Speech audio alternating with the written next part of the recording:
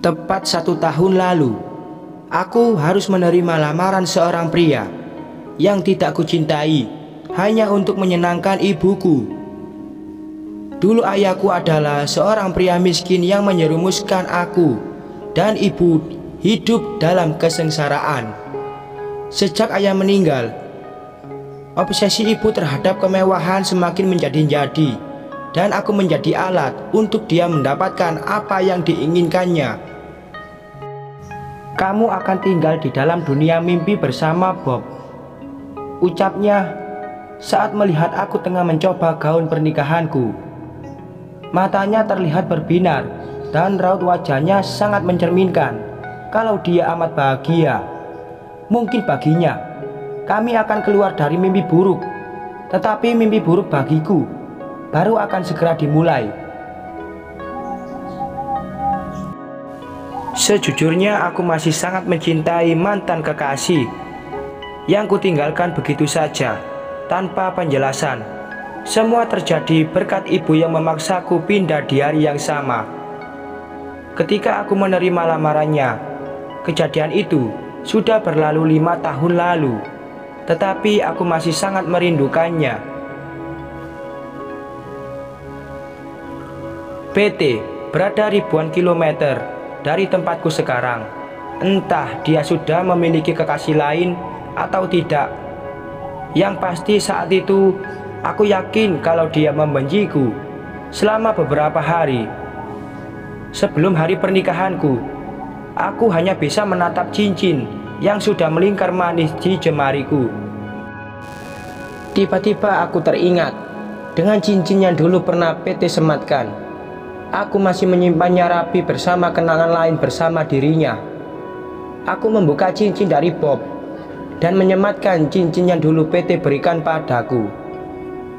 Seketika, semua memori indah kami terulang begitu saja. Aku sangat merindukannya, pikirku.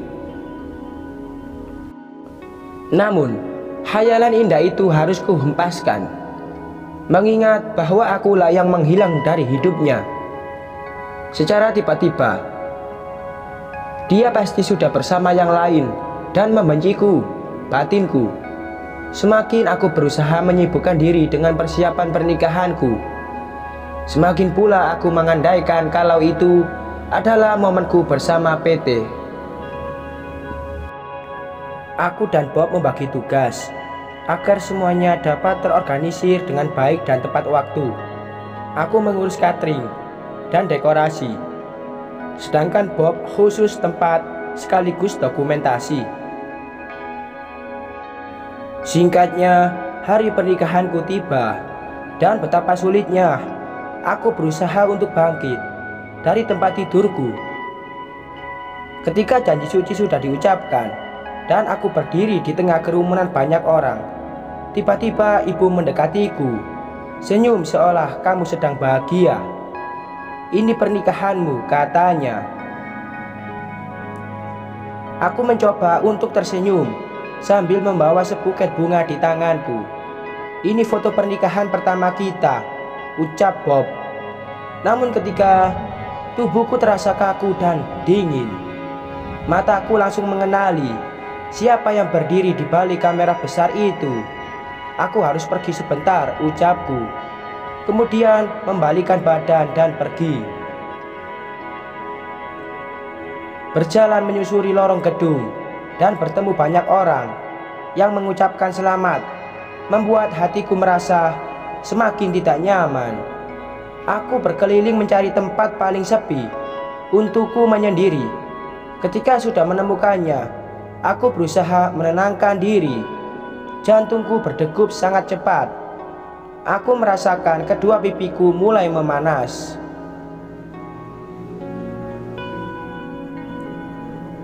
"Dia adalah PT," ucapku berulang-ulang dalam hati.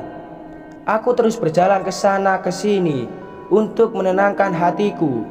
"Kamu tidak boleh menghilang dari pernikahanmu sendiri," ucap seseorang dari balik dinding. Aku menghentikan langkahku dan berusaha melihat siapa yang berbicara denganku.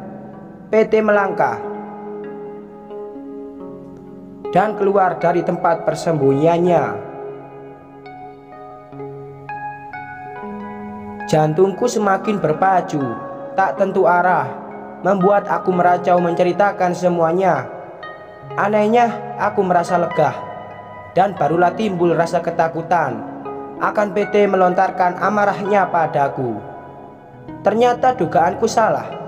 Aku tidak pernah berhenti mencintai kamu, jawabnya. Hatiku berubah menjadi jauh lebih hangat. Aku menangis di pelukan PT dan sudah tidak peduli dengan riasanku. Ayo kita lari bersama. Aku akan membuatmu bahagia, usulnya. Dia akan menghancurkan hidupmu, teriak seseorang wanita yang tak jauh dari kami berdiri. Kamu adalah satu-satunya orang yang menghancurkan hidupku, balasku pada ibu. Kamu akan menjadi miskin dan menyedihkan sepertiku, sahutnya. Kamu tidak bahagia karena papa tidak mencintai kita, bukan karena dia miskin, jawabku. Kalau kamu berpikir kebahagiaan itu selalu tentang uang, kenapa kamu tidak mencari pria kaya, usulku, sambil menyerahkan sebuket bunga yang sedari tadi ku genggam. Aku memutar tubuh ibu hingga ia melihat seorang pria yang sedari tadi menatapnya dengan penuh penasaran. Biar bagaimanapun dia adalah ibuku, kebahagiaannya sudah pasti menjadi kebahagiaanku. Aku langsung saja meninggalkan ibu berdua dengan pria itu, kemudian pergi di pelukan PT. Aku tidak tahu apa yang terjadi selanjutnya, tetapi yang terjadi saat ini, aku sedang mengandung anak PT, dan kami pun hidup bahagia. Sekian.